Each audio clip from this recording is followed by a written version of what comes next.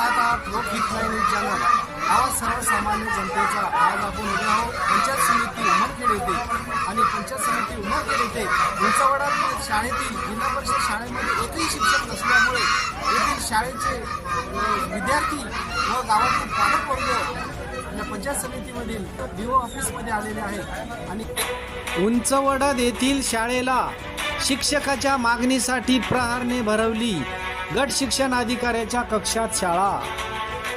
उमरखेड तालुक्यातील उंचवडा येथील शाळेला एकही शिक्षक नसल्यामुळे सोमवार दिनांक 15 जुलै 2024 रोजी उंचवडा येथील जिल्हा परिषद शाळेतील सर्व विद्यार्थी यांनी पंचायत समिती उमरखेड येथील गट शिक्षण अधिकारी यांच्या दालनात प्रहार संघटनेच्या मार्गदर्शनाखाली शाळा भरवली।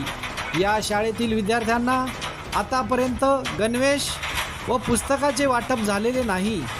पुस्तक विना शाळा कशी शिकायची हा विद्यार्थ्यापुढे पडलेला प्रश्न शिक्षण विभागाचे विस्तार अधिकारी कांबळे सर यांनी पालकांना समजावून सांगितले।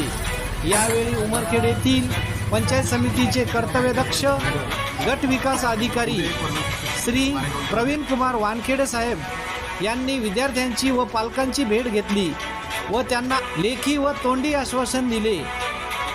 आंदोलनाची दखल घेत प्रशासनाकडून तत्काळ 2 शिक्षकांची नियुक्ती केली।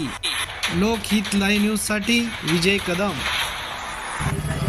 ग्रामपंचायत उंचवडा येथील उच्च प्राथमिक मराठी शाळा प्राथमिक शाळा येथे शिक्षक नसल्या कारणाने त्यांनी माननीय मुख्य कार्यकारी अधिकारी यांना व्हिजिट केली होती गावातील पालक समितीने। माननीय मुख्य कार्यकारी अधिकारी यांनी इथे तात्काळ एक शिक्षक नियुक्त केलेला आहे।